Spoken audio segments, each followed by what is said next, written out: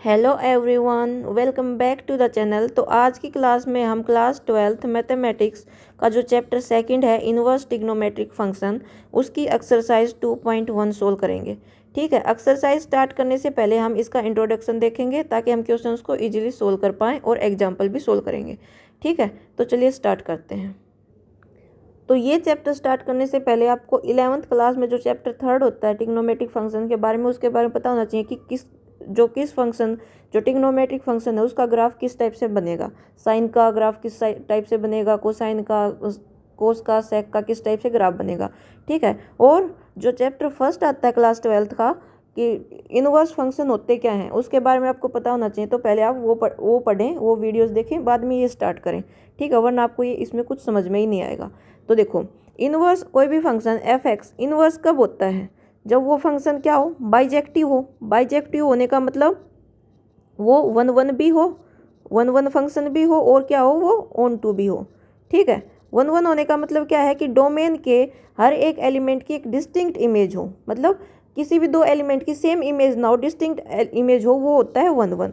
और on to क्या होता है कि कोडोमेन में कोई भी एक ऐसा एलिमेंट नहीं रहना चाहिए जिसकी कोई जो किसी की इमेज ना हो या जिसकी कोई प्री इमेज ना हो, तो वो होता है ऑन टू फंक्शन। ठीक है, तो कोई फंक्शन इनवर्सिबल कब होता है? जब वो वन वन भी हो और ऑन टू भी हो। ठीक है, तो मान लिया कोई फंक्शन एफ है, वो एक्स से वाई सेट पर है, और फंक्शन एक्स अगर इन्वर्सिबल है तो इसका इन्वर्स क्या होगा? जी फंक्शन होगा जो वाई से एक्स सेट पर होगा, वाई से एक्स सेट पर होगा, और ये जी क्या होगा? इन्वर्स ऑफ एफ होगा। ठीक है, तो ये हमने पढ़ा था फर्स्ट चैप्टर में। अब जो ट्रिग्नोमेट्रिक फंक्शंस होते हैं वो इन्वर्सिबल नहीं होते, क्योंकि वो वन वन नहीं होते। जो ट्रिग्नोमेट्रिक फंक्शंस होते हैं वो वन वन नहीं होते, और इन्वर्सिबल होने के लिए क्या होना चाहिए? फंक्शन को वन वन भी होना चाहिए और ऑन टू भी होना चाहिए। तो हम क्या करेंगे, उन ट्रिग्नोमेट्रिक फंक्शंस को इन्वर्सिबल बनाएंगे। कैसे? उनको वन वन और ऑन टू बना के। तो देखो हम कैसे करेंगे। देखो, तो अगर हम साइन फंक्शन लें तो साइन फंक्शन का ग्राफ कैसे होता है? तो पहले ग्राफ देखो, साइन का ग्राफ कैसे बनेगा। ठीक है, ये है एक्स एक्सिस एंड ये है वाई एक्सिस। ठीक है, तो साइन फंक्शन का ग्राफ बनेगा कि साइन जीरो पर वैल्यू कितनी होती है? यहाँ है जीरो, और यहाँ मान लेंगे हम पाई बाई टू, यहाँ मान लेंगे पाई, यहाँ 3 पाई बाई टू, और यहाँ 2 पाई। इस टाइप से चलता रहेगा। और इधर मान लिया माइनस पाई बाई टू, और इधर है पाई, इधर sorry minus pi, -3 pi by two, और -2 पाई। तो जीरो पर साइन की वैल्यू कितनी होती है? 0 डिग्री पर जीरो ही होती है। और पाई बाई 2 डिग्री पर पाई बाई 2 रेडियन पर साइन की वैल्यू कितनी होती है? 1 होती है। ठीक है, तो यहाँ मान लिया 1 है और यहाँ है -1, तो यहाँ पर हुई वैल्यू 1, और फिर पाई पर वैल्यू कितनी हो जाएगी साइन की? 0। ठीक है, तो देखो ये ग्राफ पाई बाई 2 पर 1, पाई पर 0, 3 पाई बाई 2 पर कितनी वैल्यू होगी? 3 पाई बाई 2 पर साइन की वैल्यू -1, तो ये हो गया यहाँ। ठीक, और फिर 2 पाई पर 0, यहाँ आएगा 5 पाई बाई 2, 5 पाई बाई 2 पर साइन की वैल्यू कितनी होगी? 1 होगी। तो ये ग्राफ देखो, 0 पर 0, इधर से ये इस टाइप का ग्राफ बनेगा, इस टाइप का ग्राफ बनेगा साइन का।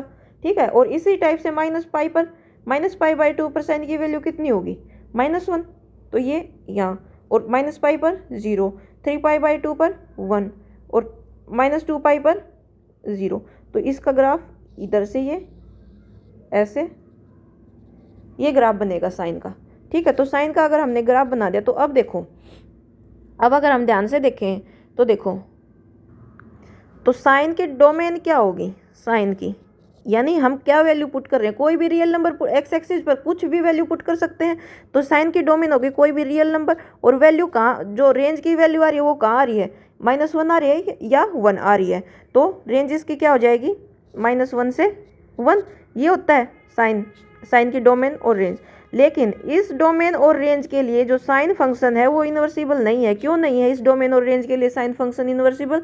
क्योंकि देखो, यहाँ अगर हम कुछ डोमेन में से वैल्यू लेते हैं एक्स की, ये x1 मान लिया हमने यहाँ, और ये हमने मान लिया x2 यहाँ, तो इन दोनों के लिए देखो y की वैल्यू क्या है? ये और इसके लिए y की वैल्यू क्या है ये, यानी कि y की वैल्यू दो x1 और x2 के लिए सेम है। यानी डोमेन में से जब हम दो एलिमेंट उठा रहे हैं और उसके लिए को डोमेन में सेम ही एलिमेंटर है तो ये 1 1 कहाँ हुआ, ये मैनी वन फंक्शन हो गया। देखो ये यहाँ पर, यानी कि अगर जब हम डोमेन में से दो x1 और x2 दो एलिमेंट उठा रहे हैं और उसकी कोडोमेन में उसका सिर्फ एक ही एलिमेंट आ रहा है, मतलब दो डोमेन के दो एलिमेंट्स का रिलेशन कोडोमेन में एक ही के साथ है, तो ये क्या होगा, ये मैनी वन फंक्शन हो गया, मैनी वन। और ये 1 1 नहीं है, मैनी वन है, तो ये इन्वर्सिबल कैसे हो सकता है। इन्वर्सिबल होने के लिए तो 1 1 होना चाहिए। तो अब हम क्या करेंगे, इसको इन्वर्सिबल बनाने के लिए, इसको इन्वर्सिबल हम बनाने के लिए करेंगे कि देखो ग्राफ जब यहाँ तक जा रहा है तो ठीक है, क्योंकि हर एक x की वैल्यू के लिए y की वैल्यू डिफरेंट आ रही है। लेकिन फिर अगर ग्राफ इस साइड मुड़ रहा है तो हर ये वैल्यू y की रिपीट होनी स्टार्ट हो जा रही है। तो हम क्या करेंगे, ग्राफ को यहाँ से हटा देंगे, ग्राफ को क्या करेंगे, ग्राफ को हम यहाँ से हटा देंगे, यहाँ से, ठीक है। और इधर भी देखो, इधर भी जब जा रहे हैं यहाँ से तो हर एक x की वैल्यू के लिए y की वैल्यू डिफरेंट है। लेकिन फिर अब अगर इस साइड मुड़ रहे हैं तो फिर x की दो यहाँ और x और यहाँ x के लिए y की वैल्यू सेम आ रही है। तो हम यहाँ भी क्या करेंगे, ग्राफ को इस साइड से हटा देंगे, एक सेकंड, इस टाइप से, ठीक है। तो ये हमने इतना ही ग्राफ रखा, इतना ही अगर हम ग्राफ रखते हैं, ये सॉरी, ये इधर से ये, तो इसके लिए तो क्या है, साइन इन्वर्सिबल है, क्योंकि इसके लिए तो साइन क्या है, 1 1 है। ऑन टू तो है साइन इस रेंज, इस डोमेन और रेंज के लिए ऑन टू तो है, 1 1 नहीं है। 1 1 बनाने के लिए हमने क्या किया, ऑन टू कैसे है, क्योंकि जो इसके को डोमेन में जितने भी एलिमेंट हैं उसके लिए एक इसके डोमेन में एलिमेंट है ही, तो ऑन टू तो है। इसको 1 1 बनाने के लिए हमने इसके ग्राफ में क्या मॉडिफिकेशन किया कि इसको यहाँ से हटा दिया। तो इतने ग्राफ के लिए तो ये क्या है, 1 1 है फंक्शन। तो अब ये देखो, ये यहाँ वैल्यू क्या है, π/2, और यहाँ वैल्यू क्या है, -π/2। तो अगर हम रियल नंबर में से इसकी डोमेन को क्या करें, साइन डोमेन को अगर हम रेस्ट्रिक्ट कर दें, यानी सिर्फ हम -π/2 से π/2 तक ही वैल्यू लें और इसकी रेंज आएगी -1 से 1, तो इसके लिए क्या हो जाएगा, साइन इन्वर्सिबल हो जाएगा।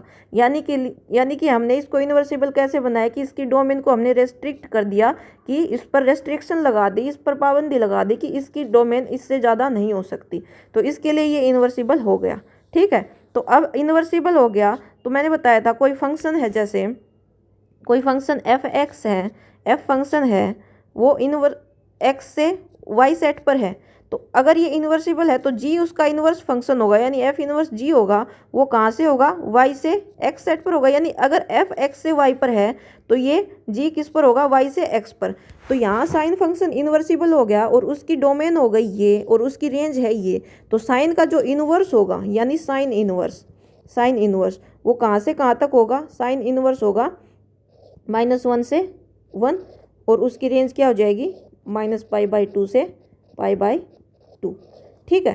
तो ये इस टाइप से हमने इन्वर्सिबल बना दिया उसकी डोमेन को रेस्ट्रिक्ट करके। तो उसकी डोमेन को हमने यहाँ ये रेस्ट्रिक्ट किया और जो इसका इन्वर्स होगा उसकी डोमेन क्या हो जाएगी, जैसे कोई फंक्शन f है वो x से y सेट पर है तो उसका इन्वर्स y से x होता है।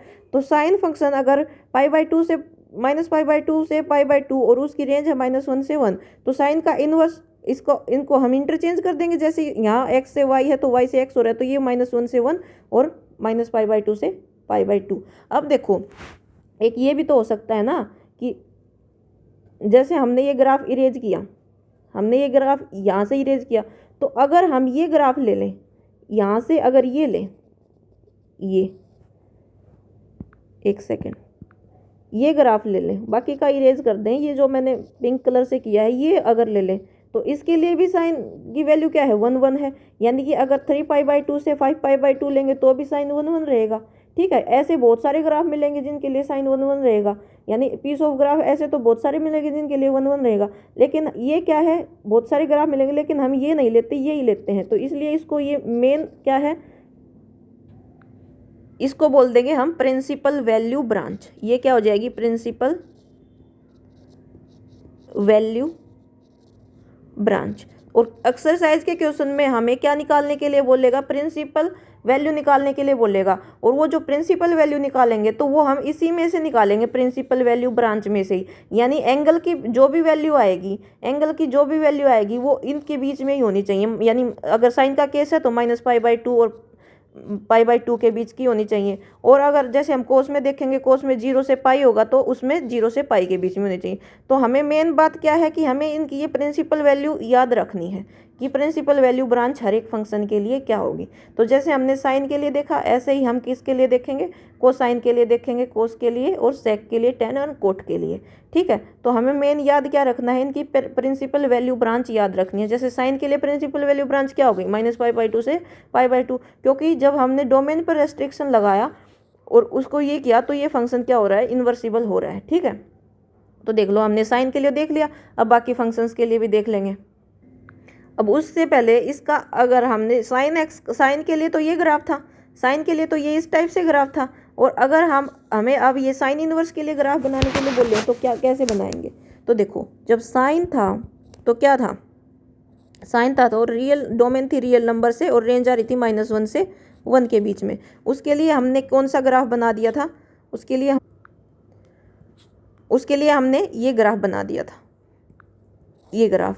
ठीक है, यानी कि एक्स एक्सिस पर क्या वैल्यू थी, कोई भी रियल नंबर था, यानी 0 से इधर इन्फिनिटी से इधर, 0 से इधर इन्फिनिटी तक।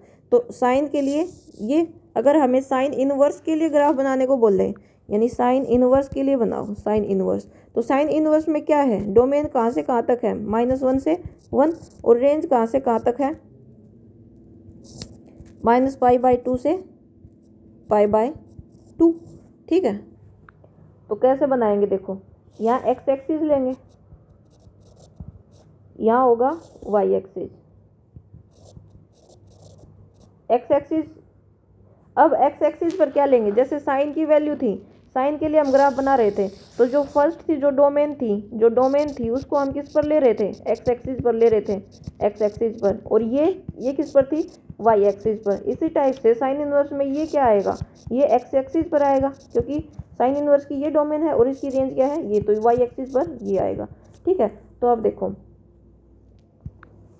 एक्स एक्सिस पर -1 से 1, यहाँ हो गया 1 और यहाँ हो गया -1, और वाई एक्सिस पर यहाँ हो गया -π/2 और यहाँ हो गया π/2। ठीक है, तो अब देखो साइन की 0 पर वैल्यू क्या होती है, 0, और साइन की π/2 पर वैल्यू क्या होती है, 1, यहाँ हो गया 1, और ऐसे ही साइन की -π/2 पर वैल्यू क्या होगी, -1।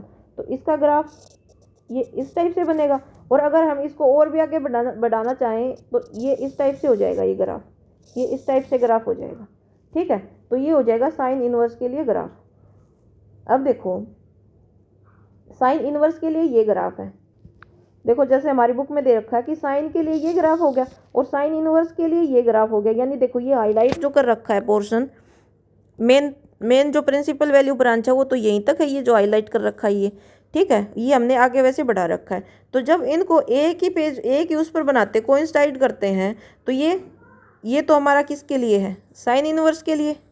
ठीक है, और ये क्या है, साइन के लिए। तो देखो जब y = x एक लाइन हम ड्रॉ करते हैं तो उस पर जो साइन और साइन इनवर्स के लिए वैल्यू क्या होती हैं, सेम रहती हैं। ठीक है, तो ये यही बोल रखा और कुछ नहीं है, ये ज़्यादा ध्यान देने की बात नहीं है। हमें सिर्फ क्या याद रखना है कि हमें हर फंक्शन के लिए, जैसे साइन के लिए, कोस के लिए, उसकी जो प्रिंसिपल वैल्यू ब्रांच होगी ना वो याद रखनी है। तो साइन के लिए प्रिंसिपल वैल्यू ब्रांच क्या होगी, -π/2 से π/2। ठीक है, अब हम कोस के लिए देखते हैं। ये है हमारा कोस एक्स के लिए ग्राफ।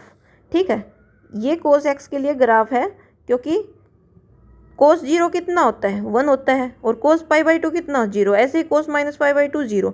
तो ये हमारा कोस एक्स के लिए ग्राफ है। साइन का कैसे था कि साइन 0 0 था, यहाँ से स्टार्ट हो रहा था, यानी 0 पर साइन की वैल्यू 0 थी, साइन पर 0 की वैल्यू 0 थी, वैसे ऐसे ही था, और लेकिन 0 पर 0 था। यहाँ 0 पर क्या है, कोस की वैल्यू 1 है।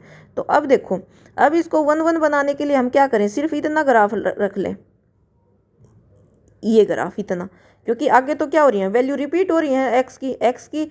अगर हम एक एक्स की वैल्यू यहाँ लें, ठीक है, और एक एक्स की वैल्यू यहाँ लें, तो देखो यहाँ और यहाँ के लिए ये वाई है, ये y और इसके लिए ये y, तो y की सेम वैल्यू हुई। ठीक है, तो क्योंकि आगे तो y की वैल्यू भी रिपीट हो रही है, तो सिर्फ अगर हम इतना ग्राफ रखेंगे तो वो क्या हो जाएगा, 1 1 हो जाएगा, और इसके वजह से ये इन्वर्सिबल हो जाएगा। तो हमने डोमेन पर क्या रेस्ट्रिक्शन लगाई कि डोमेन को हमने 0 और पाई के बीच में ही रखा, 0 और पाई के बीच में ही रखा। ठीक है, इसकी वजह से ये क्या हो जाएगा, 1 1 हो जाएगा। देखो यहाँ जैसे कोस रियल नंबर से 1 1 पर है, तो यहाँ पर हमने कोस की डोमेन पर क्या रेस्ट्रिक्शन लगा दी कि वो 0 से पाई पर ही रखेंगे और उसकी रेंज क्या होगी, -1 से 1 पर होगी। तो जो कोस का इन्वर्स होगा, कोस का इन्वर्स वो क्या हो जाएगा, -1 से 1 और वो 0 से पाई, ये हो जाएगा। जैसे देखो इस टेबल में कर रखा है कोस इन्वर्स, -1 से 1 और 0 से पाई। ठीक है, तो हम बेसिकली कर क्या रहे हैं, देखो मैं ओवरऑल बता देती हूँ कि कर क्या रहे हैं। देखो जैसे साइन जो फंक्शन है वो रियल नंबर से उसमें उसकी डोमेन होती है और उसकी रेंज होती है -1 से 1। ठीक है, इसके लिए ये क्या होता है, इन्वर्सिबल नहीं होता, नॉट इन्वर्सिबल, इन्वर्टिबल। ठीक है, तो हम क्या करते हैं, इसकी डोमेन पर रेस्ट्रिक्शन लगा देते हैं। क्या करते हैं कि इसकी डोमेन को सिर्फ -π/2 से π/2 कर देते हैं, जिसकी वजह से ये क्या हो जाता है, ये क्या हो जाता है, इन्वर्सिबल हो जाता है, इन्वर्सिबल। ठीक है, अब अगर ये इन्वर्सिबल है तो हम इसका इन्वर्स भी लिख सकते हैं। यहाँ तो ये इन्वर्सिबल नहीं था, लेकिन यहाँ ये इन्वर्सिबल हो गया, तो हम इसका इन्वर्स भी लिख सकते हैं। तो वो कैसे लिख देंगे, साइन इन्वर्स कैसे लिख देंगे, कोई फंक्शन अगर इन्वर्सिबल होता है x से y पर, तो उसका यानी f इन्वर्स क्या होगा, y से x पर होगा। तो ये अगर इन्वर्सिबल है तो ये क्या हो जाएगा, ये अगर यहाँ से यहाँ तक है तो ये यहाँ से यहाँ हो जाएगा। ठीक है, तो हम कैसे लिख देंगे, -1 से 1 और -π/2 से π/2, ये इसकी रेंज हो जाएगी। ठीक है, यही किया हमने, साइन इन्वर्स क्या हो, -1 से 1 -π/2 से π/2। ऐसे ही कोस के केस में है, कोस क्या है, अब कोस का केस देख लेते हैं। ये हो गया फर्स्ट, अब सेकंड आता है कोस।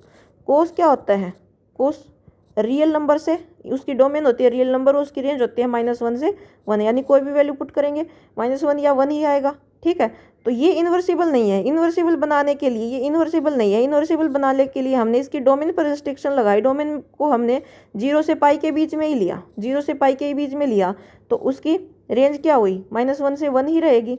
ठीक है, क्योंकि 0 से पाई के बीच में ही -1 और 1 आ रहा है, तो अब ये क्या हो गया, इन्वर्सिबल हो गया। और अब इसका इन्वर्स हम कैसे लिख सकते हैं, कोस इन्वर्स -1 से 1 और 0 से पाई। ठीक है, इसी टाइप से हम हर एक फंक्शन की डोमेन पर रिस्ट्रिक्शन लगा के उसको इन्वर्सिबल बनाएंगे और फिर उसका इन्वर्स लिख देंगे। ठीक है, तो ये इसी टाइप से इन्वर्स लिख रखा है। और जो ये वैल्यूज़ आ रही है ना, ये प्रिंसिपल वैल्यू ब्रांच है, मतलब इस पर ही, इनके बीच में ही प्रिंसिपल वैल्यू ब्रांच, मतलब वैल्यू तो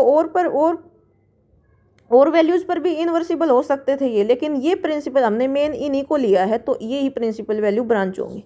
ठीक है, तो ये हो गया 2। अब देखते हैं सेकंड कोसेक का। तो कोसेक भी अगर हम देखें, देखो ये है कोसेक का ग्राफ। तो जो कोसेक फंक्शन होता है, कोसेक फंक्शन वो क्या होता है, उसकी डोमेन क्या होती है, रियल नंबर -n π। n π मतलब कि 0 पाई 2 पाई 3 पाई, वो रियल नंबर में से हम हटा देते हैं, क्योंकि कोसेक क्या होता है, 1/sin x, और साइन 0 साइन पाई साइन 2 पाई, ऊपर साइन की वैल्यू क्या होती है, तो 1/0 हो जाएगा, वो जो नॉट डिफाइंड होगा, तो इसलिए हम रियल नंबर में से ये हटा देते हैं। तो ये उसकी होगी डोमेन, और इसकी रेंज क्या होती है, रियल नंबर -1 और 1, ये इसकी रेंज होती है। ठीक है, तो इसके लिए ये क्या होता है, नॉट इन्वर्सिबल होता है। तो इसको इन्वर्सिबल बनाने के लिए क्या करेंगे हम, इसकी जो डोमेन है उस पर रिस्ट्रिक्शन लगाएंगे। इस पर, इसकी डोमेन पर रिस्ट्रिक्शन कैसे लगाएंगे, तो देखो ये कोस एक्स का ग्राफ है, तो ये यहाँ पर है ऐसे ग्राफ, और ये यहाँ पर है ऐसे ग्राफ। तो देखो किन किन, और ये पाई पर नॉट डिफाइंड है। डॉटेड लाइन का मतलब क्या है कि पाई पर इसकी वैल्यू डिफाइंड नहीं है, नॉट डिफाइंड है, क्योंकि पाई पर साइन की वैल्यू 0 होती है और कोसेक क्या होता है, 1/sin x होता है। तो अगर 1/0 करेंगे तो नॉट डिफाइंड हो जाएगा। तो ये डॉटेड लाइन का मतलब है कि इन वैल्यू पर इसकी कोस एक्स की वैल्यू नॉट डिफाइंड है। ठीक है, अब देखो आगे, ये अब इसका ग्राफ है। तो देखो अगर हम ये वैल्यू लेते हैं एक्स की अगर हम ये वैल्यू लें यहाँ से, और एक ये वैल्यू लें, तो यहाँ से y की वैल्यू देखो ये, और ये y की वैल्यू सेम आई 2x की वैल्यू के लिए। ठीक है, तो ये क्या हो जाएगा, ये क्या है, नॉट इन्वर्सिबल।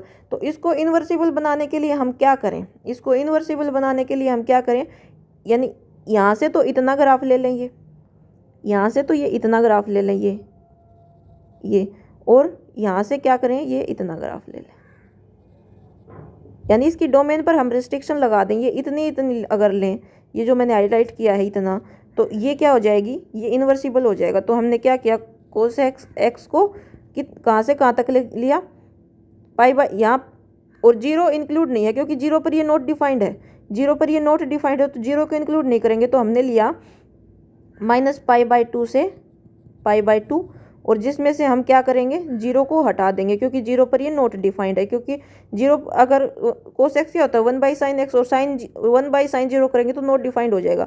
तो ये अगर हमने लिया तो ये क्या हो जाएगा, इन्वर्सिबल हो जाएगा, ये क्या हो जाएगा, इन्वर्सिबल हो जाएगा। ठीक है, अब अगर ये इन्वर्सिबल हो गया तो इसके इन्वर्स को हम कैसे लिख सकते हैं, इसके इन्वर्स, ये तो इन्वर्सिबल नहीं था, ये इन्वर्सिबल हो गया, तो इसको इन्वर्सिबल को हम कैसे लिख सकते हैं, कोसेक इन्वर्स जो होगा कहाँ से, ये डोमेन हो जाएगी रियल नंबर -1 से 1, और इसकी रेंज हो जाएगी -π/2 से π/2 -0। ठीक है, और इसका ग्राफ बनाना चाहे तो भी इजीली बन जाएगा, क्योंकि अब की बार देखो, अब की बार यहाँ से अगर इसका ग्राफ बनाएंगे तो ये ग्राफ बनेगा कैसे, अब की बार एक्स एक्सिस पर हम क्या लेंगे, रियल नंबर, जिसमें से -1 और 1 को नहीं लेंगे।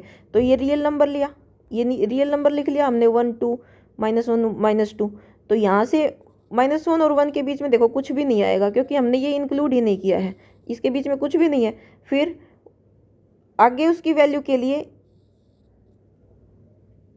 जब हम π/2 लेते हैं तो वैल्यू कितनी आती है, जब हम वैल्यू लेंगे π/2 तो यहाँ वैल्यू कितनी आएगी, ये 1 है, ये यहाँ 1 ही तो है, 1 तो 1, और इस साइड जब आते जाएंगे तो नॉट डिफाइंड होती जाएगी। तो ये हमने ये इतना हाईलाइटेड पोर्शन और इतना हाईलाइटेड पोर्शन ये ले लिया।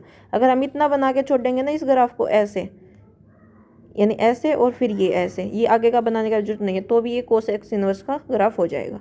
ठीक है, तो ये हो गई कोस एक्स के बारे में। तो अब इसका प्रिंसिपल वैल्यू ब्रांच क्या हुई, इसकी प्रिंसिपल वैल्यू ब्रांच हुई ये। ठीक है, इसी टाइप से सेक एक्स का देखें तो ये है सेक एक्स का। तो सेक एक्स का देखो, यहाँ अगर हम एक्स की वैल्यू ले रहे हैं और ये एक्स की वैल्यू ले रहे हैं, तो देखो दोनों के लिए वाई की वैल्यू सेम है। तो इसके लिए हम क्या करेंगे, इसके लिए हम करेंगे कि इधर से तो ये ले लें और इधर से ये ले लें। ठीक है, तो क्या हुआ, -π से -π/2 से π/2, इधर नहीं, इधर से सेम वैल्यू हो जाएगी, क्योंकि देखो इधर से तो ये वैल्यू ले लें, ठीक है, और फिर यहाँ से ये वैल्यू ले लें। ठीक है, तो हमने, हमारे पास सीकेंड था, जो सेक वो क्या होता है, सीकेंड क्या होता है, रियल नंबर माइनस क्या, अब की बार हम क्या माइनस करेंगे, 2n + 1 π/2, क्योंकि सीकेंड क्या होता है, 1/cos होता है, और 1/cos, अगर cos की वैल्यू 1/π/2 या 1/3π/2 पर 0 होती है, तो इसलिए हम रियल नंबर में से ये हटा देते हैं। ठीक है, ये, और इसकी रेंज क्या होगी, इसकी रेंज होगी रियल नंबर -1 और 1। ठीक है, अब ये क्या है, इन्वर्सिबल नहीं है, इसको इन्वर्सिबल बनाने के लिए इसकी डोमेन पर रेस्ट्रिक्शन लगाएंगे। डोमेन पर रेस्ट्रिक्शन लगा के सेक एक्स को, डोमेन पर रेस्ट्रिक्शन कैसे लगाया कि हमने सेक एक्स की वैल्यू ये ली और ये ली, यानी कि यहाँ है 0 और पाई, 0 और पाई के बीच में वैल्यू ली, लेकिन हमने π/2 को नहीं लिया, क्योंकि π/2 पर वैल्यू डिफाइन नहीं है, देखो डॉट लाइन है, यानी हमने π/2 को नहीं लिया। तो क्या रेस्ट्रिक्शन लगाई हमने, 0 से पाई के बीच में हमने वैल्यू ली, और उसमें से हम माइनस कर देंगे क्या, कि π/2 हमने माइनस कर दिया। तो ये रेस्ट्रिक्शन लगाने पर ये क्या हो गया, इन्वर्सिबल हो गया, और इसकी रेंज है -1 और 1। अब ये इन्वर्सिबल हो गया, तो इसका इन्वर्स भी हम लिख सकते हैं, कैसे लिखेंगे, सेक इन्वर्स, और इसकी डोमेन ये हो जाएगी, डोमेन ये हो जाएगी, और इसकी, ठीक है, तो इसका इन्वर्स की डोमेन क्या हो जाएगी, रियल नंबर -1, रियल नंबर -1 और इसकी रेंज हो जाएगी 0 से पाई और -π/2। ठीक है, तो देखो ये जो टेबल है, इसमें जो प्रिंसिपल वैल्यू ब्रांच आ रही है वो मेनली क्या है, जो प्रिंसिपल वैल्यू ब्रांच आ रही है यानी कि इनवर्स की जो रेंज है, यानी इनवर्स की जो रेंज है वो मेनली क्या है, इसके साइन की डोमेन पर जो हमने रेस्ट्रिक्शन लगाई थी वही है। यानी इसके साइन की, जैसे साइन इनवर्स की इमेज क्या है, रेंज क्या है, ये है साइन इनवर्स की रेंज। और ये रेंज क्या है, ये बेसिकली जो साइन की जो डोमेन थी, साइन की सॉरी देखो साइन इनवर्स की रेंज, जो ये रेंज है वो क्या है, वो साइन की रिस्ट्रिक्टेड डोमेन ही तो है, रिस्ट्रिक्टेड डोमेन। ठीक है, वही तो है कि साइन इनवर्स की, साइन की रिस्ट्रिक्टेड डोमेन क्या है, साइन इनवर्स की रेंज है। तो यही हमने करना है बस, कि जो ट्रिग्नोमेट्रिक फंक्शन है वो वैसे तो इन्वर्सिबल नहीं होते, लेकिन अगर हम उनकी डोमेन पर कुछ रेस्ट्रिक्शन लगा दें, मतलब एक पर्टिकुलर फेज तक है अगर उनकी डोमेन लें तो वो इन्वर्सिबल हो जाते हैं। और उनका इन्वर्स हम कैसे लिख सकते हैं, ऐसे लिख सकते हैं। ठीक है, तो हमने साइन पढ़ लिया, कोस पढ़ लिया, कोसेक एंड सेक पढ़ लिया। टेन और कोट और देख लेते हैं, ऐसे ही है टेन और कोट भी। ये है टेन। ठीक है, तो जो टेन फंक्शन होता है, टेन, उसकी डोमेन क्या होती है, उसकी डोमेन होती है रियल नंबर में से हम क्योंकि टेन बेसिकली क्या होता है, साइन बाय कोस। और रियल नंबर में से वो कौन से हटा देंगे, जिन पर कोस की वैल्यू जीरो होती है, क्योंकि डिवाइडेड में अगर हम जीरो करेंगे तो नॉट डिफाइंड हो जाएगा। तो रियल नंबर में से वो कौन सा हटा देंगे, जिन पर कोस की वैल्यू जीरो होती है। कोस की वैल्यू जीरो कहाँ पर होती है, π/2, 3π/2, 5π/2। तो यानी कि 2n+1 π/2 हम रियल नंबर में से हटा देंगे। और उसकी टेन की रेंज क्या होती है, टेन की रेंज होती है रियल नंबर्स, रियल नंबर्स। ठीक है, अब ये इन्वर्सिबल नहीं है, इसको इन्वर्सिबल बनाने के लिए हम क्या करेंगे, इसकी जो डोमेन है इस पर रेस्ट्रिक्शन लगाएंगे। और इस पर रेस्ट्रिक्शन किस टाइप से लगाएंगे, अब देखो टेन का ग्राफ है ये, टेन का ग्राफ है ये ग्राफ है। ठीक है, तो अब अगर देखो हम ये वैल्यू, एक वैल्यू ये ले रहे हैं, अगर मान लिया हम एक x1 यहाँ ले लें x1 और यहाँ ले लें x2, तो यहाँ पर देखो इसकी वैल्यू y की वैल्यू ये हुई और ये y की वैल्यू ये हुई। तो यानी इन दो के लिए क्या हो रहा है कि y की वैल्यू सेम आ रही है, तो ये 1 1 नहीं है। 1 1 बनाने के लिए हम क्या करेंगे, सिर्फ इतना ग्राफ ले लेंगे, सिर्फ इतना ग्राफ। ठीक है, इतने ग्राफ के लिए ये क्या हो जाएगा, 1 1 हो जाएगा। तो यानी हमने डोमेन पर क्या रेस्ट्रिक्शन लगाई कि डोमेन को हम π/2 से -π/2 से π/2 लेंगे। लेकिन इसमें ध्यान देने की बात यह है कि जैसे साइन के केस में हम ले रहे थे, साइन के केस में भी हम -π/2 से π/2 रेस्ट्रिक्शन लगाई थी हमने डोमेन पर। लेकिन उसमें क्या था, हमने ये ब्रैकेट क्लोज ब्रैकेट लिखा था ऐसे ऐसे, इसका मतलब क्या था कि -π/2 और π/2 भी इंक्लूडेड था। ठीक है, लेकिन टेन के केस में देखो -π/2 पर और -π/2 पर टेन की वैल्यू नॉट डिफाइंड है, डॉटेड मतलब इस पर डिफाइन ही नहीं है। तो इसमें कैसे लिखेंगे हम, इसमें ओपन ब्रैकेट लिखेंगे ऐसे, -π/2 से π/2। ये हमने रिस्ट्रिक्शन लगा दी डोमेन पर, और इसकी रेंज हो जाएगी क्या, इसकी रेंज हो जाएगी रियल नंबर ही। तो अब ये फंक्शन हो गया, जब हमने डोमेन पर रिस्ट्रिक्शन लगाई तो ये क्या हो गया, इन्वर्सिबल फंक्शन हो गया। अब हम इसका इन्वर्स लिख सकते हैं, तो टेन इन्वर्स क्या हो जाएगा, जो इसकी रेंज है वो डोमेन हो जाएगी रियल नंबर, और ये इसका क्या हो जाएगा, इसकी रेंज हो जाएगी -π/2 से π/2। जो साइन की थी वैसे ही हो जाएगी, साइन में ये था क्लोज ब्रैकेट, इसमें हो जाएगा ओपन ब्रैकेट। ठीक है, और इसका ग्राफ हम ऐसे बना सकते हैं क्योंकि इन्वर्स है, इसमें एक्स एक्सिस, अब इन्वर्स है, इन्वर्स है, ये था टेन की वैल्यू, एक्स एक्सिस के अलोंग क्या ले रहे थे हम, एक्स एक्सिस के अलोंग ये ले रहे थे टेन के ग्राफ में, टेन के ग्राफ में एक्स एक्सिस के अलोंग ये ले रहे थे एक्स एक्सिस, और वाई एक्सिस के अलोंग ये ले रहे थे। ठीक है, अब टेन इनवर्स के ग्राफ में ये टेन का ग्राफ था ये, और अब टेन इनवर्स के ग्राफ में क्या करेंगे, टेन इनवर्स के ग्राफ में ये रियल नंबर किसके अलोंग, एक्स एक्सिस, और ये वाई एक्सिस।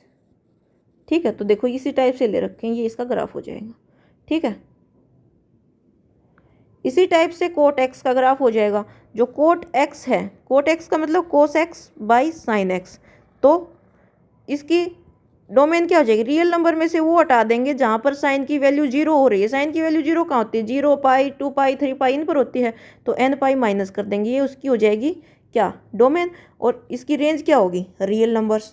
ठीक है, तो अब ये इन्वर्सिबल नहीं है, इसको इन्वर्सिबल बनाने के लिए हम क्या करें, इसकी डोमेन पर रिस्ट्रिक्शन लगाएं। अब इसका ग्राफ होता है ये, इसका ग्राफ ये होता है, तो इनमें से ये अगर अकेला ये ग्राफ अगर हम ले लें तो ये क्या हो जाएगा, बाकी को हटा दें, ये ले ले, तो ये क्या हो जाएगा, इन्वर्सिबल हो जाएगा, क्योंकि इसके लिए सिर्फ ये 1 1 रहेगा। तो कोट एक्स, इसकी हमने रिस्ट्रिक्शन लगाई कि कहाँ से कहाँ तक लिया, हमने 0 से पाई पर लिया, जबकि 0 और पाई इंक्लूड नहीं रहेंगे। कोस एक्स के केस में 0 और पाई इंक्लूड था, इसमें नहीं रहेगा, तो ओपन ब्रैकेट रहेगा 0 और पाई, क्योंकि 0 और पाई पर ये नॉट डिफाइंड हो जाता है। और इसकी रियल इमेज, अब ये क्या है, इन्वर्सिबल है, ये इन्वर्सिबल है तो इसका इन्वर्स भी लिख सकते हैं। कोट इन्वर्स क्या हो जाएगा, कोट अगर ये 0 से पाई के बीच में और ये रियल नंबर है तो ये हो जाएगा रियल नंबर से 0 और पाई। ठीक है, तो ये टेबल बना रखा है, जो मैंने अभी तक बताया है उसका समराइज करके ये टेबल बना रखा है। हमें ये इनकी प्रिंसिपल वैल्यू ब्रांच दे रखी हैं, ये हमें याद रखनी है, और ये बिल्कुल सिंपल है याद रखनी। कैसे याद रखेंगे, साइन इनवर्स, साइन इनवर्स कहाँ से कहाँ तक होगा, -π/2 से π/2, कोस इनवर्स 0 से पाई। ठीक है, अब देखते हैं, सीधा हम चलते हैं टेन पर। टेन पर होगा जो साइन का था वही, लेकिन इसमें क्लोज ब्रैकेट था, इसमें ओपन ब्रैकेट हो जाएगा, -π/2 से π/2। अब देखते हैं कोट का क्या होगा, इसमें 0 पाई से क्लोज ब्रैकेट था, इसमें ओपन ब्रैकेट हो जाएगा। 4 तो हो गए याद, बिल्कुल ईजी थे। साइन का क्या था, -π/2 से π/2। ठीक है, यहाँ से ही साइन इनवर्स के लिए लिख दिया ये प्रिंसिपल वैल्यू ब्रांच, और यहाँ से ही हम सीधा 10 के लिए लिख सकते हैं, इसमें ओपन ब्रैकेट हो जाएगा। और इसकी ये ध्यान रखेंगे, ये तो इजी है याद करना, ये तो कुछ मुश्किल बात नहीं है, ये तो सिंपल जो रेंज होती है, साइन जो फंक्शन होते हैं उनकी रेंज होती है, वो इसकी डोमेन हो गई। ठीक है, अब नेक्स्ट है हमारा रह गया कोस के का इसके साथ। ठीक है, अब रह गया cosec and sec. Cosec and sec भी सीधा साइन के जैसा ही है, सेम है, लेकिन इसमें से 0 माइनस कर देंगे। और सेक में सेम कोस के जैसा ही है, लेकिन इसमें से इसके जैसा ही है, लेकिन इसमें से 0, और इसमें इसके जैसा ही, लेकिन इसमें से माइनस कर दिया π/2।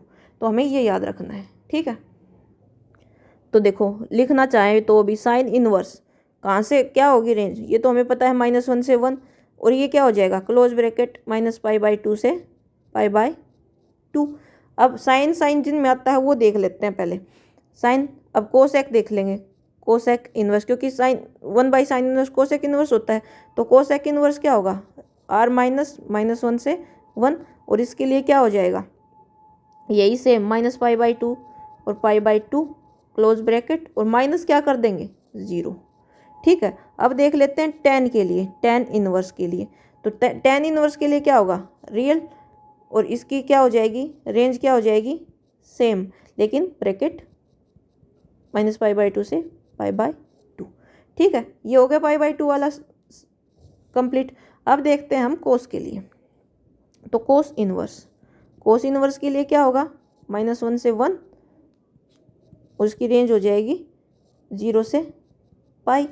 अब सेक इनवर्स क्या, 1/कोस सेक होता है, तो ये हो जाएगा r -1 1, और ये हो जाएगी 0 से पाई, और इसमें से माइनस क्या कर देंगे π/2, क्योंकि π/2 पर ये डिफाइन नहीं होता। ठीक है, ऐसे ही क्या रह गया, कोट इनवर्स क्या हो जाएगा, कोट इनवर्स अगर हम देखें तो हो जाएगा रियल नंबर से, और जो कोस इनवर्स है वही, लेकिन ब्रैकेट ओपन। ठीक है, बिल्कुल सिंपल है, हमें ये याद रखनी है, बस इनकी प्रिंसिपल वैल्यू ब्रांच याद रखनी है। ठीक है, तो अब हम करेंगे एक्सरसाइज, पहले एग्जाम्पल देख लेते हैं, फिर एक्सरसाइज सोल्व करेंगे। तो ये नोट दे रखा है कि इसके बीच में हमें कंफ्यूज नहीं होना कि साइन इनवर्स एक्स अलग चीज़ है और साइन एक्स पूरे का इनवर्स अलग चीज़ है, क्योंकि साइन एक्स पूरे का इनवर्स का मतलब क्या है, ये दोनों इक्वल नहीं है, क्योंकि इसका मतलब क्या है कि इसका मतलब है 1/sin x, और ये साइन इनवर्स एक्स अलग चीज़ है, जो हमने अभी पढ़ा है वो तो ये है साइन इनवर्स एक्स, और साइन एक्स पूरे का इनवर्स 1/sin x होता है, जो कि कोसेक एक्स होता है। ठीक है, सिंपली फिर the value of inverse trigonometric function which lies range principal branch is called principal value. यहाँ हमें प्रिंसिपल वैल्यू निकालने के लिए बोलेंगे, और प्रिंसिपल वैल्यू क्या होगी, जो वैल्यू प्रिंसिपल ब्रांच के बीच में आए वो होगी प्रिंसिपल वैल्यू। तो देखो फॉर एग्जाम्पल फर्स्ट है, find the principal value of sine inverse 1/√2। तो यहाँ दे दिया साइन इनवर्स 1/√2। ठीक है, इसको हम y के इक्वल मान लेंगे। ठीक है, तो साइन इनवर्स उस साइड जाएगा, तो साइन y क्या हो जाएगा 1/√2। तो साइन के किस एंगल पर वैल्यू 1/√2 होती है। अब हमें वो टेबल भी याद होनी चाहिए कि किस एंगल पर वैल्यू कितनी होगी। तो किस एंगल पर वैल्यू 1/√2 होती है, 45 डिग्री यानी π/4 पर। तो हम लिख सकते हैं साइन π/4 = 1/√2। तो यहाँ पर क्या वैल्यू आई, π/4। अब देखो ये वैल्यू जो आ रही है वो साइन इनवर्स की जो प्रिंसिपल वैल्यू ब्रांच है उसके बीच में है या नहीं। अगर है तो हम सीधी ये वैल्यू लिख देंगे और अगर नहीं है तो हम उसको कन्वर्ट करेंगे। तो देखो साइन इनवर्स की प्रिंसिपल वैल्यू ब्रांच क्या है, -π/2 से π/2, और ये है यानी -90 डिग्री टू 90 डिग्री, और 45 डिग्री इसी के बीच में है। तो हम ये लिख देंगे यानी इसकी प्रिंसिपल वैल्यू क्या हो जाएगी, π/4। ठीक है। इसी टाइप से सेकंड क्वेश्चन है कि कोट इनवर्स = -1/√3। तो इसको y के इक्वल लिखेंगे तो कोट y क्या हो गया, -1/√3। ठीक है। अब देखो कोट इनवर्स -1/√3 है, इसको हमने y माना तो कोट y क्या हो गया, कोट y = -1/√3। तो माइनस को एक बार बाहर छोड़ो, माइनस को एक बार बाहर रखो, और 1/√3 किस एंगल पर वैल्यू होती है, किस एंगल पर वैल्यू होती है 1/√3, π/3 यानी 60 डिग्री पर 1/√3 होती है कोट की। तो यहाँ लिखेंगे माइनस कोट π/3, क्योंकि 1/√3 क्या किस पर होती है, π/3 पर, माइनस कोट π/3 हो गया। तो अब देखो अब हम इस माइनस को सोल्व करेंगे। इसको कैसे सोल्व करेंगे, जैसे हमने क्लास 11th में पढ़ा था कि इस पर फर्स्ट क्वाड्रेंट में ऑल पॉजिटिव होते हैं, ऑल पॉजिटिव। सेकंड में पॉजिटिव कौन कौन से होते हैं, साइन एंड कोसेक। थर्ड में पॉजिटिव होते हैं टेन एंड कोट, और इसमें पॉजिटिव होगा कोस एंड सेक। ठीक है। अब कोट की नेगेटिव वैल्यू किस किस में होगी, तो फर्स्ट में तो कोट पॉजिटिव होगा क्योंकि सभी पॉजिटिव हैं, और थर्ड में भी, ये फर्स्ट क्वाड्रेंट है, ये सेकंड है, ये थर्ड है एंड ये फोर्थ है। तो फर्स्ट में तो कोट पॉजिटिव होगा और थर्ड में भी कोट पॉजिटिव होगा। सेकंड क्वाड्रेंट और फोर्थ क्वाड्रेंट में कोट नेगेटिव होगा। तो हमें इसको या तो सेकंड क्वाड्रेंट में लिखें या फोर्थ क्वाड्रेंट में लिखें। तो यहाँ वैल्यू 0 होती है, यहाँ π/2, यहाँ पाई, और यहाँ 3π/2, और यहाँ से फिर एक रिवोल्यूशन कंप्लीट हो जाता तो 2π वैल्यू। ठीक है। तो अब देखो जैसे हमने क्लास 11th में मैंने डिटेल में बताया था कि अगर हमें कोई भी अगर सेकंड क्वाड्रेंट में लेके आना हो तो हम क्या करें, पाई माइनस जो एंगल दे रखा वो कर दें। तो ये करेंगे, अगर हम कोट माइनस कोट π/3 को हम कैसे लिख सकते हैं, कोट पाई माइनस π/3। तो पाई माइनस π/3 यानी पाई ये है और पाई एंगल ये इतना है, और पाई में से कुछ माइनस हो रहा है π/3 यानी सेकंड क्वाड्रेंट में आ रहा है, ये सेकंड क्वाड्रेंट में। अब देखो इसको अगर हम वापस लिखना चाहें ना तो ये माइनस कोट π/3 होगा। वापस अगर हम कैसे लिखेंगे, कोट पाई माइनस π/3, तो पाई माइनस π/3 यानी पाई है, एक्स एक्सिस के अलोंग चेंज रहा, कोट का कोट ही रहेगा, कोट का कोट ही रहेगा, और पाई माइनस π/3 यानी -π/3, क्योंकि सेकंड क्वाड्रेंट में कोट नेगेटिव होता है। तो इस टाइप से हम लिख सकते हैं, ये एक्स के एक्सिस के अलोंग पॉजिटिव रहेगा और नेगेटिव रहेगा। इसका मतलब क्या है, देखो जैसे इसका मतलब ये है, जैसे हमने लिख दिया कोस पाई माइनस π/3, एक ये वैल्यू है। ठीक है। और एक वैल्यू है कोस π/2 प्लस π/3। इसको हम कैसे लिखेंगे, तो देखो यहाँ 0 होता है, π/2, पाई 3π/2 या फिर 2π। तो देखो यहाँ कोस 2π प्लस π/3 है यानी 2π वाई एक्सिस के अलोंग, और π/3 यानी सेकंड क्वाड्रेंट। तो क्वाड्रेंट के हिसाब से तो हम देखेंगे पॉजिटिव आएगा या नेगेटिव आएगा। तो क्वाड्रेंट के हिसाब से सेकंड क्वाड्रेंट में कोस क्या होता है, कोसेक। कोसेक साइन और कोसेक पॉजिटिव होते हैं तो कोस नेगेटिव होगा, तो वैल्यू तो आएगी नेगेटिव। ठीक है। अब ये देखेंगे कि कोस साइन में चेंज होगा या कोस ही रहेगा। तो वाई एक्सिस के रेफरेंस में अगर ये एंगल है फर्स्ट तो कोस साइन में चेंज होगा, तो इसकी वैल्यू हो जाएगी sign π/3।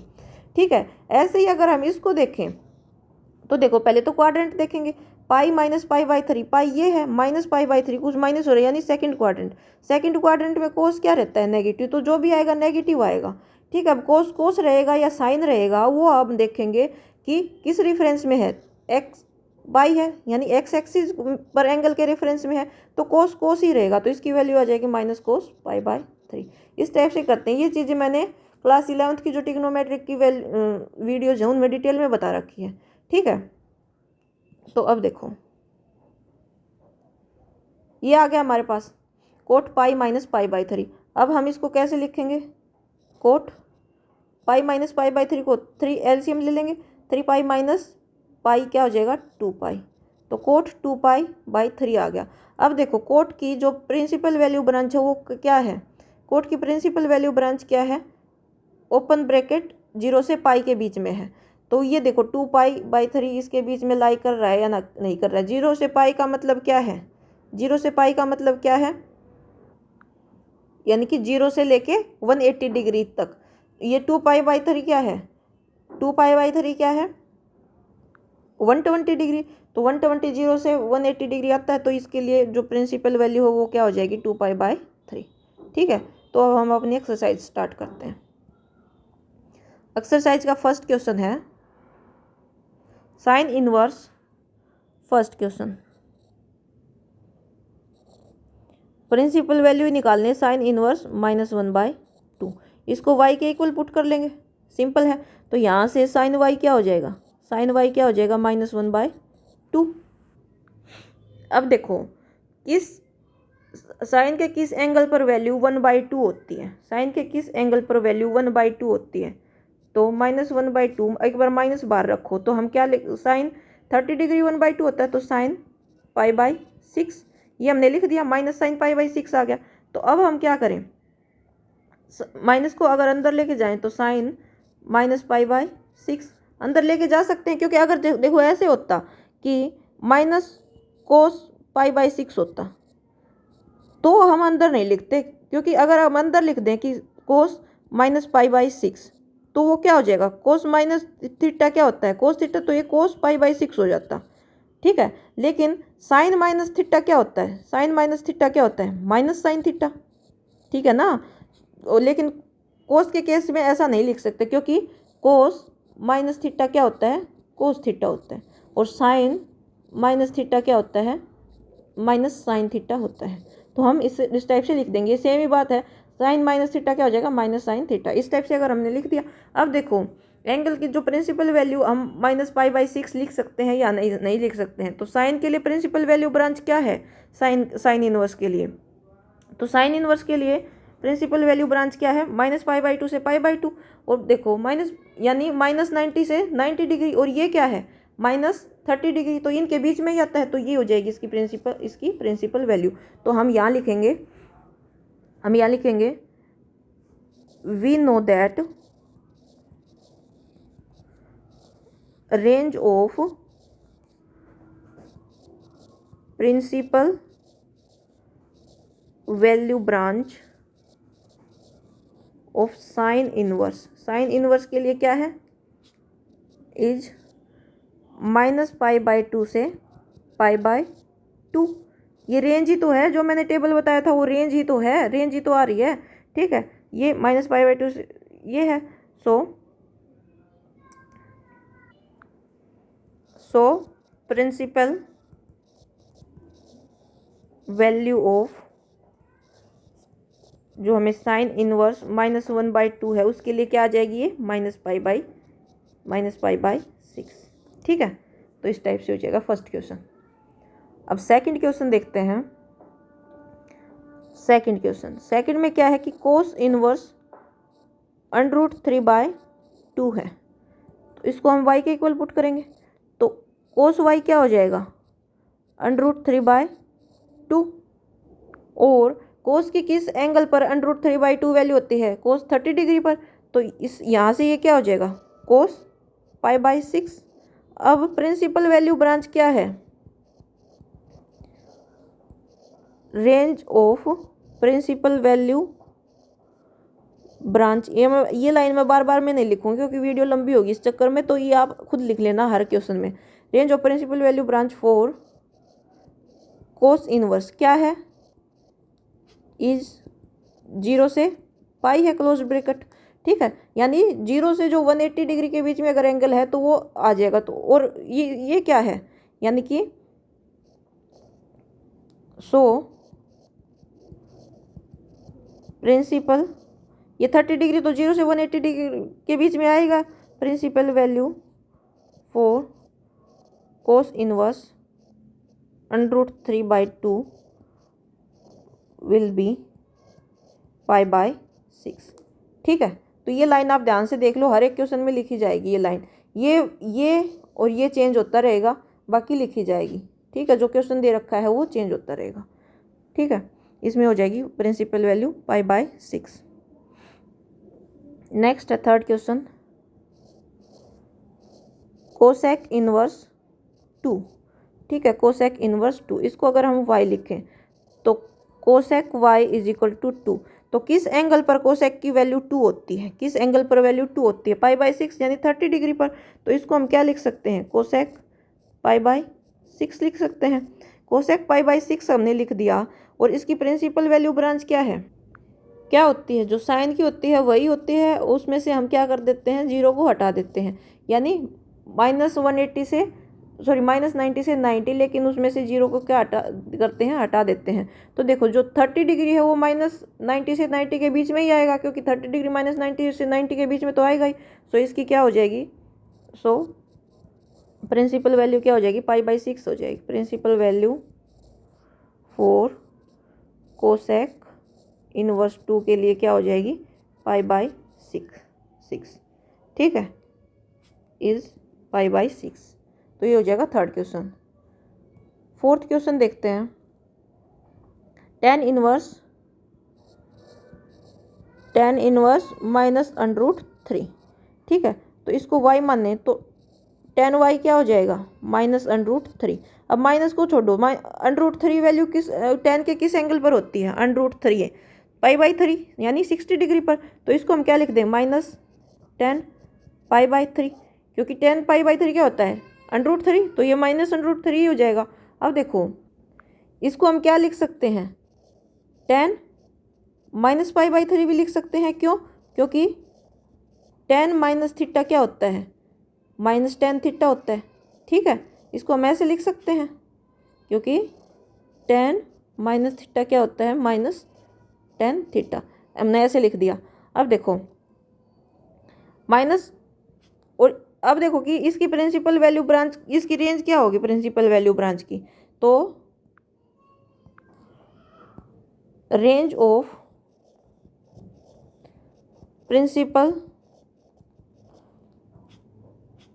Principal value branch for tan inverse is, tan inverse के लिए प्रिंसिपल वैल्यू ब्रांच की रेंज क्या है, ओपन, जो साइन की वही है लेकिन ओपन ब्रैकेट रहेगा, ओपन ब्रैकेट रहेगा, यानी -90 से 90, लेकिन -90 और 90 नहीं होनी चाहिए। ओपन ब्रैकेट का मतलब क्या है, क्लोज ब्रैकेट का मतलब क्या है, -π/2 से π/2, यानी कि ये π/2 -π/2 और π/2 भी इंक्लूड हैं, और इसका मतलब क्या है कि ये इंक्लूड नहीं रहेंगे, -π/2 और π/2 वैल्यू नहीं होनी चाहिए, इनके बीच की होनी चाहिए। ये है -60 जो इनके बीच में है। सो इसकी प्रिंसिपल वैल्यू क्या हो जाएगी, वैल्यू फॉर tan इनवर्स -√3 क्या हो जाएगी, -π/3। ठीक है, क्वेश्चन नंबर 4। क्वेश्चन नंबर 5,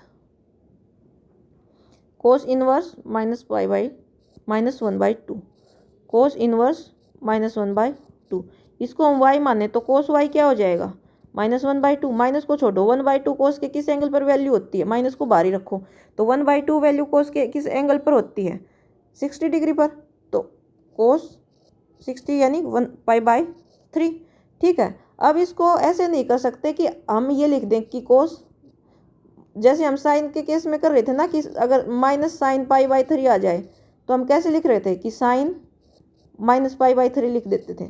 ठीक है, क्यों लिख रहे थे, क्योंकि साइन -θ क्या होता है, -sin θ, क्योंकि अगर हम इसको वापस से भी लिखना चाहें ना कि साइन -π/3 क्या होगा, तो ये -sin π/3 ही होगा। लेकिन अगर हम इसके केस में क्या करें, इसके केस में ऐसे लिख दें कि कोस -π/3, तो ये गलत हो जाएगा, क्योंकि कोस -π/3 क्या हो जाएगा, कोस π/3 हो जाएगा। क्यों, क्योंकि कोस -θ किसके इक्वल होता है, कोस θ के इक्वल होता है, तो इसको अंदर ले जाके नहीं लिख सकते।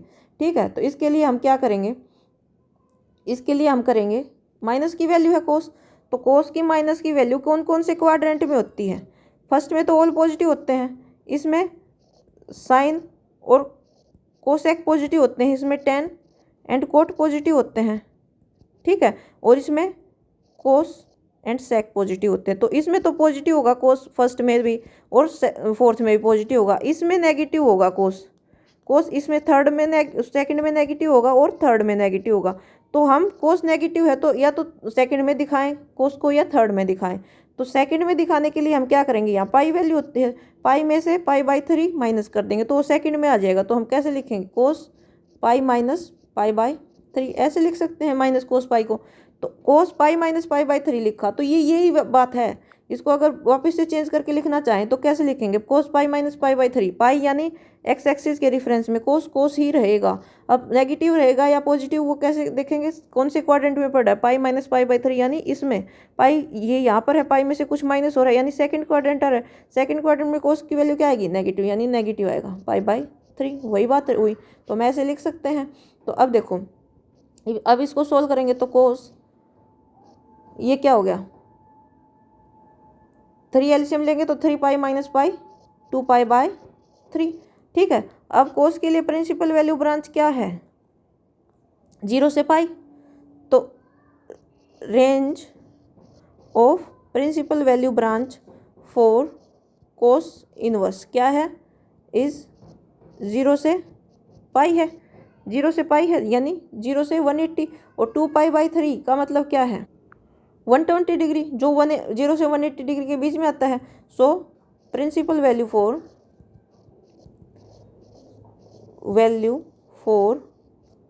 क्या है, कोस इनवर्स -1/2 के लिए क्या हो जाएगी, इज 2 पाई/3, ये प्रिंसिपल वैल्यू आ जाएगी 2 पाई/3, ठीक है। ये है 5th question. Question number 6, tan inverse -1। Question number 6, tan inverse -1, इसको y के इक्वल लिखें तो tan y क्या हो गया, -1। अब माइनस को छोड़ो, माइनस तो लिख देंगे, tan के किस एंगल पर वैल्यू 1 होती है, tan के किस एंगल पर वैल्यू 1 होती है, पाई/4 पर 1 होती है, तो tan पाई/4, ठीक है। अब इसको अंदर ले जाके माइनस लिख सकते हैं क्योंकि tan माइनस थीटा क्या होता है, -tan थीटा, तो इसको लिख देंगे tan माइनस पाई/4, क्यों, because tan minus theta is equal to -tan theta, ठीक है, ये होता है। तो ये ऐसे हमने लिख दिया। अब range of principal value branch for tan inverse के लिए क्या होती है, जो साइन इनवर्स के लिए होगी वही होगी, लेकिन क्या रहेगा, ब्रैकेट ओपन रहेगा, यानी -पाई/2 और पाई/2 इंक्लूड नहीं रहेंगे इनके बीच की। तो -90 से 90 डिग्री के बीच में है क्या, -45 डिग्री है, तो सो प्रिंसिपल वैल्यू क्या हो जाएगी, वैल्यू फॉर tan इनवर्स -1 क्या हो जाएगी, इज -पाई/4, ठीक है। ये हो जाएगा क्वेश्चन नंबर 6। क्वेश्चन नंबर 7 क्या है, sec इनवर्स 2/√3। इसको अगर हम y माने तो sec y क्या आ गया, 2/√3, और sec के किस एंगल पर वैल्यू 2/√3 होती है, किस एंगल पर, 30 डिग्री पर, तो इसको लिख देंगे sec पाई/6, ठीक है। अब देखो प्रिंसिपल वैल्यू ब्रांच sec के लिए, principal range of principal value branch for sec inverse क्या है, sec के लिए जो cos के लिए है वही, उसमें से क्या माइनस कर देंगे, पाई/2, क्या हो जाएगी, इज 0 से पाई माइनस पाई/2 हटा देंगे, यानी 0 से 180 डिग्री के बीच में अगर ये एंगल है तो हम ये लिख देंगे, और उसमें से 90 डिग्री नहीं होना चाहिए, सिर्फ कोई भी एंगल जो 0 से 180 डिग्री के बीच में है एक्सेप्ट 90 डिग्री, तो ये प्रिंसिपल वैल्यू है। तो ये कितना है, पाई/6 कितना है, 30 डिग्री, तो 30 डिग्री 0 से 180 डिग्री तो है ही, और ना ये 90 डिग्री है, तो ये क्या हो जाएगी, principal value for sec inverse 2 पाई/3। So principal value for sec inverse 2/√3 is पाई/6, ठीक है। क्वेश्चन नंबर 7, क्वेश्चन बिल्कुल इजी क्वेश्चन है। क्वेश्चन नंबर 8, अगर आपको वो याद हैं और बेसिक कंसेप्ट पता है ट्रिग्नोमेट्री का, तो आप इजीली सोल्व कर लोगे। इसको y मानेंगे तो कोट y क्या हो जाएगा, √3। कोट, ये टेबल भी याद होनी जरूरी है। कोट के किस वैल्यू पर, किस एंगल पर वैल्यू √3 होती है, कोट के किस एंगल पर वैल्यू √3 होती है, तो किस एंगल पर होती है, 30 डिग्री पर। यानी √3 को क्या लिख सकते हैं, कोट π/6 लिख सकते हैं। ठीक है, कोट π/6 हमने लिख दिया। तो अब देखो इसकी प्रिंसिपल वैल्यू ब्रांच कोट के लिए क्या होती है, range of principal value branch for cot inverse is क्या है, 0 से पाई, यानी 0 से 180 डिग्री, और ओपन ब्रैकेट यानी 0 और 180 इंक्लूड नहीं होंगे, और ये है क्या 30 डिग्री, और ये 0 से 180 डिग्री के बीच में आता है। So principal value for cos inverse √3 is क्या हो जाएगी, π/6। ठीक है, π/6 हो जाएगी। क्वेश्चन नंबर 9th क्वेश्चन देखो, कोस इनवर्स -1/√3, इसको y के इक्वल लिखें तो कोस y क्या हो जाएगा, -1/√3। माइनस को छोड़ो, माइनस बाहर लिख देंगे। तो 1/√3 किस एंगल पर वैल्यू होती है कोस की, 1/√3 किस एंगल पर वैल्यू होती है, 1/√2 है, 1/√2 किस एंगल पर वैल्यू होती है कोस की, 45 डिग्री पर, यानी कोस π/4 पर। ठीक है, अब देखो इसको ऐसे नहीं लिख सकते कि माइनस कोस π/4 है तो कोस -π/4 लिख दें। क्यों, क्योंकि कोस माइनस थीटा क्या होता है, कोस थीटा हो जाता है। तो इसको हम कैसे करेंगे, कोस की वैल्यू नेगेटिव कौन कौन से क्वाड्रेंट में होती है, कोस की वैल्यू नेगेटिव सेकंड क्वाड्रेंट में और थर्ड क्वाड्रेंट में। तो सेकंड क्वाड्रेंट में लेके आने के लिए पाई में से ये माइनस कर दें, क्योंकि यहाँ पाई है, तो इसको हम कैसे लिख सकते हैं, माइनस कोस π/4 को कैसे लिख सकते हैं, पाई माइनस π/4, क्योंकि ये वही आएगा। कोस पाई माइनस π/4 को सोल्व करेंगे तो ये माइनस कोस π/4 ही आएगा। देखो सोल्व करके देखो, कोस पाई यानी ये यहाँ पर एक्स एक्सिस के रेफरेंस में है, और माइनस π/4 यानी सेकंड क्वाड्रेंट में कोस नेगेटिव यानी माइनस कोस π/4। ठीक है, तो हमने ऐसे लिख दिया। तो अब देखो इसको क्या लिखेंगे, कोस 4 एलसीएम जाएगा, 4 पाई माइनस पाई यानी 3π/4, 3π/4 आ गया। अब इसकी प्रिंसिपल वैल्यू ब्रांच की रेंज क्या है कोस के लिए, कोस के लिए क्या है 0 से pi, range of principal value branch for cos inverse क्या है, इज 0 से पाई, यानी 0 से 180 डिग्री होना चाहिए, और 3π/4 का मतलब क्या है 135 डिग्री। तो 135 डिग्री 0 से 180 डिग्री के बीच में तो है ही। सो प्रिंसिपल वैल्यू ऑफ क्या है कोस इनवर्स -1/√2 क्या हो जाएगी, इज 3π/4, क्या हो जाएगी 3π/4।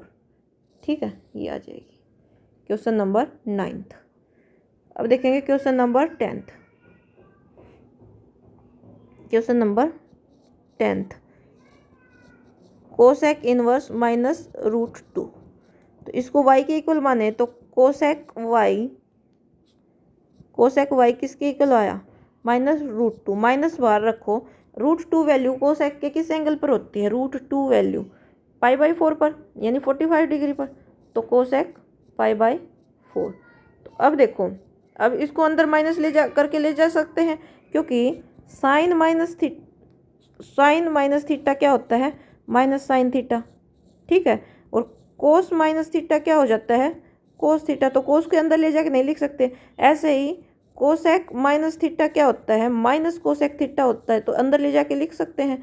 और ऐसे ही सेक माइनस थीटा क्या हो जाता है, सेक थीटा, तो उस सेक को भी नहीं लिख सकते। और टेन माइनस थीटा क्या हो जाता है, माइनस टेन थीटा, तो टेन के केस में भी लिख सकते हैं।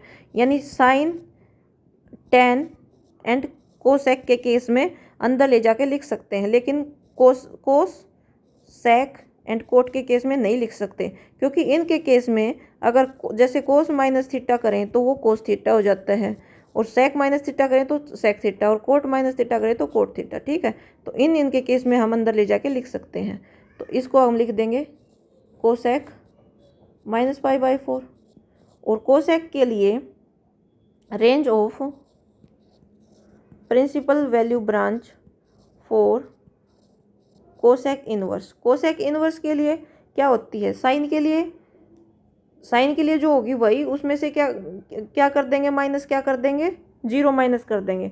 तो उसके लिए क्या हो जाएगी, इज -π/2 से π/2 और 0 नहीं होगी, यानी -90 डिग्री से 90 डिग्री के बीच में कोई भी एंगल 0 नहीं होना चाहिए। ठीक है, और ये है -π/4 यानी -45 डिग्री जो इसके बीच में है। सो प्रिंसिपल वैल्यू क्या हो जाएगी, principal value for cosec inverse -√2 is -π/4। ठीक है, -π/4 हो जाएगी। Question number 10।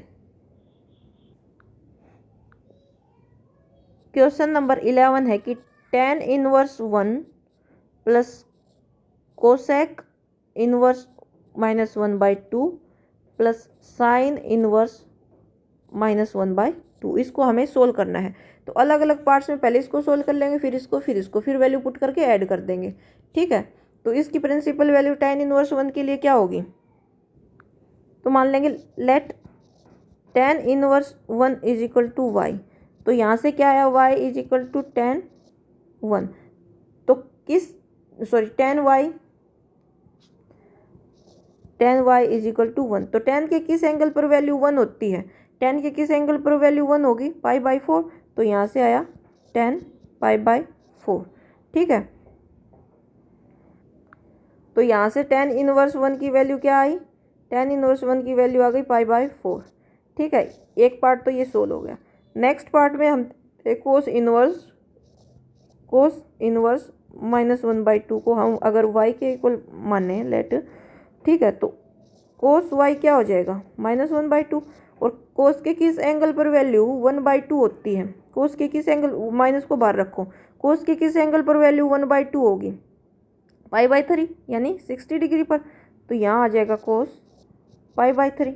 और इसको हम कैसे लिखेंगे, अंदर ले जाके तो लिख नहीं सकते क्योंकि कोस माइनस थीटा कोस थीटा हो जाएगा। तो कोस की वैल्यू नेगेटिव कौन से, सेकंड क्वाड्रेंट है, तो π-π/3 लिख सकते हैं इसको। तो ये क्या हो जाएगा, कोस 2π/3। ठीक है, 2π/3। तो कोस इनवर्स -1/2 की वैल्यू क्या आ गई, 2π/3। ठीक है, ये आ गई, हो गया सेकंड पार्ट। इसी टाइप से जैसे हम पीछे सोल्व करते रहते ना, वैसे ही इसी टाइप से थर्ड पार्ट क्या है, साइन इनवर्स -1/2। थर्ड पार्ट है साइन इनवर्स -1/2। लेट इसको y के इक्वल माने, तो साइन y किसके इक्वल आ जाएगा, -1/2। माइनस को बाहर रखो, साइन के किस एंगल पर वैल्यू 1/2 होती है, साइन के किस एंगल पर वैल्यू 1/2 होती है, 30 डिग्री पर, यानी π/6 पर, साइन π/6।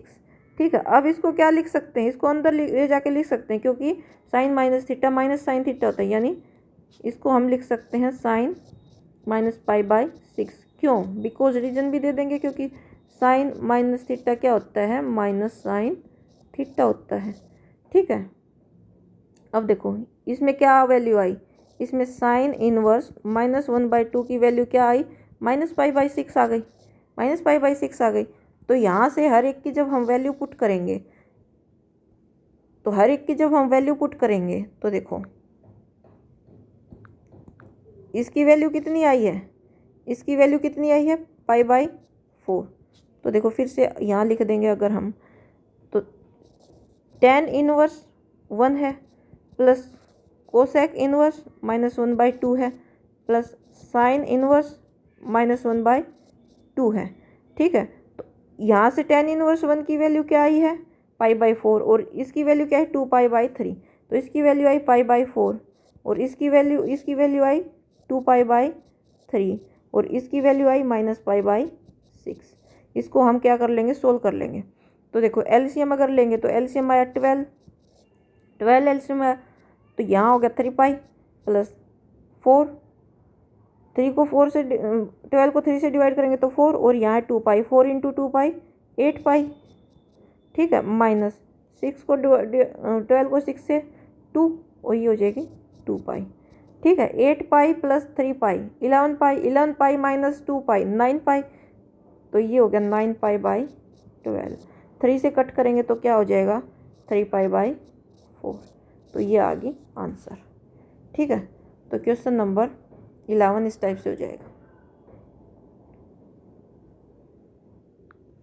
क्वेश्चन नंबर 12 सेम उसी टाइप से अलग अलग सोल्व कर लेंगे। कोस इनवर्स 1/2 है प्लस 2 साइन इनवर्स 1/2। तो लेट कोस इनवर्स 1/2 को हम y माने, तो यहाँ से क्या आया कोस y इज इक्वल टू 1/2। और कोस के किस एंगल पर वैल्यू 1/2 होती है, कोस के किस एंगल पर वैल्यू 1/2 होती है 60 डिग्री पर, तो ये आ गया कोस π/3। ठीक है, तो यहाँ से आगे क्या, यानी कोस इनवर्स 1/2 की वैल्यू क्या आ गई π/3। ठीक है, तो ये ऐसे ही तो हुआ क्योंकि 1/2 इज इक्वल टू कोस π/6 आया। और यहाँ से अगर हम कोस को इस साइड लेके आएंगे तो कोस इनवर्स 1/2 क्या क्या हो गया π/3। ठीक है, अब नेक्स्ट देखो, लेट हम माने let sine inverse 1/2 is equal to y, तो यहाँ से साइन वाई क्या हो गया, साइन वाई क्या हो गया 1/2। और साइन के किस एंगल पर वैल्यू 1/2 होती है 30 डिग्री पर, तो π/6, तो ये हो गया साइन π/6।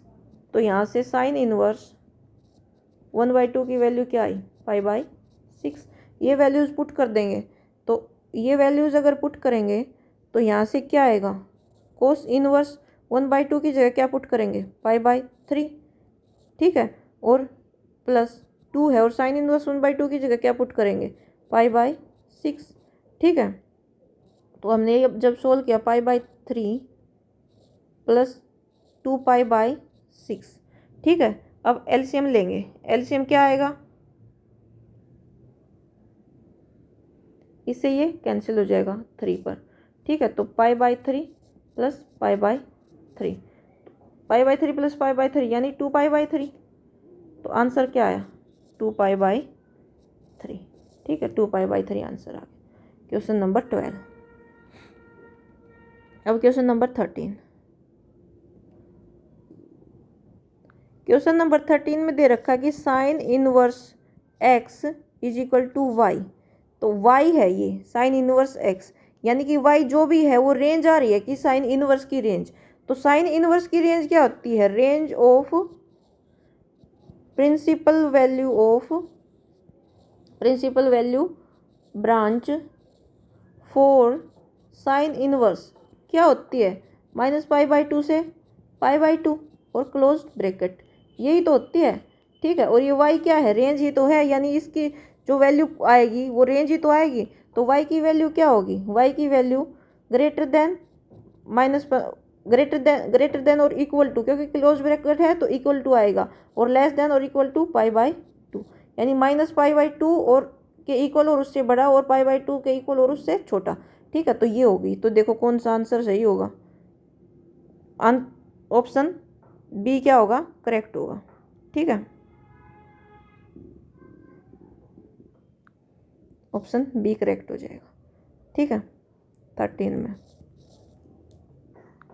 अब क्वेश्चन नंबर 14, जैसे हमने 11th और 12th सोल्व किया था वैसे ही सोल्व करना है क्वेश्चन। तो ये tan inverse √3 minus sec inverse -2। ठीक है, तो अलग अलग सोल्व कर लेंगे। Let tan inverse √3 is equal to, अगर हम y माने तो tan y किसके इक्वल आया √3। अब tan के किस एंगल पर वैल्यू √3 होती है, tan के किस एंगल पर वैल्यू √3 होती है 60 डिग्री पर, तो ये हो जाएगा tan π/3। ठीक है, तो tan के लिए प्रिंसिपल वैल्यू ब्रांच क्या होती है, principal value branch for tan inverse क्या हो जाती है -π/2 से π/2, और ये इंक्लूड नहीं रहते, ओपन ब्रैकेट रहता है। तो इसके लिए यानी -90 और 90 डिग्री के बीच में 30 डिग्री, तो इसके लिए tan इनवर्स √3 के लिए वैल्यू क्या आ गई π/3 वैल्यू आ गई। ठीक है, अब नेक्स्ट पार्ट सोल्व कर लेते हैं। क्या है सेक इनवर्स -2। ये अगर इसको y के इक्वल मानेंगे तो y sec y is equal to क्या आ जाएगा -2। -2 को माइनस बाहर रखो तो सेक के किस वैल्यू पर, किस एंगल पर वैल्यू 2 होती है, किस एंगल पर वैल्यू 2 होती है 60 डिग्री पर। तो ये लिखेंगे सेक π/3। ठीक है, अब इसको अंदर माइनस ले जाके नहीं लिख सकते क्योंकि सेक माइनस थीटा क्या होता है, सेक माइनस थीटा क्या होता है, सेक थीटा हो जाता है। जैसे हम साइन कोसाइन और उसके टेन के केस में अंदर ले जाके लिख देते हैं कि माइनस अंदर लगा के, क्योंकि वो माइनस बाहर आ जाता है उसकी वजह से। लेकिन सेक के केस में क्या होगा, सेक माइनस थीटा क्या हो जाएगा, सेक थीटा तो अंदर ले जाके नहीं लिख सकते। अब सेक कौन से क्वाड्रेंट में नेगेटिव रहेगा, सेक कौन से क्वाड्रेंट में, सेकंड में नेगेटिव रहेगा, और सेक कौन से क्वाड्रेंट में नेगेटिव रहेगा, थर्ड में नेगेटिव रहेगा। ठीक है, इसमें ये सेक पॉजिटिव रहेगा, फर्स्ट में भी पॉजिटिव। तो इसमें ले जाने के लिए क्या करेंगे, π-π/3 कर देंगे, यानी सेक π-π/3। ठीक है, तो अब इसको कैसे लिखेंगे, सेक 3 एलसीएम आएगा 3π-π यानी 2π/3, 2π/3। अब देखेंगे जो 2π/3 है वो इसकी प्रिंसिपल वैल्यू ब्रांच में है या नहीं। तो सेक के लिए प्रिंसिपल वैल्यू ब्रांच क्या होती है, 0 से पाई क्लोज इंटरवल -π/2, यानी 0 से 180 के बीच में एंगल कोई भी होगा, लेकिन 90 नहीं होना चाहिए। 90 को छोड़ के 0 से 180 के बीच में जो भी एंगल होगा। 2π/3 क्या है, 120, जो 0 से 180 के बीच में है। तो ये क्या हो जाएगी, इसके लिए वैल्यू हो जाएगी प्रिंसिपल वैल्यू। सो सेक इनवर्स -2 के लिए वैल्यू कितनी आई, 2π/3। तो इसके लिए वैल्यू π/3 है और इसके वैल्यू 2π/3 है। पुट कर देंगे इसमें जब हम पुट करेंगे π/3 - 2π/3, तो यहाँ आ जाएगा π/3 - 2π/3। तो क्या आएगा, 3 एलसीएम पाई -2π यानी -π/3, -π/3। तो देखो कौन सा आंसर है -π/3, ये तो बी आंसर सही हो जाएगा इसका। ठीक है, तो ये 14 क्वेश्चन। तो ये एक्सरसाइज हो गई कंप्लीट। आज की वीडियो में इतना ही। अगर कुछ पसंद आया हो तो लाइक शेयर एंड सब्सक्राइब जरूर करें। Thank you. कल की वीडियो में हम नेक्स्ट एक्सरसाइज करेंगे।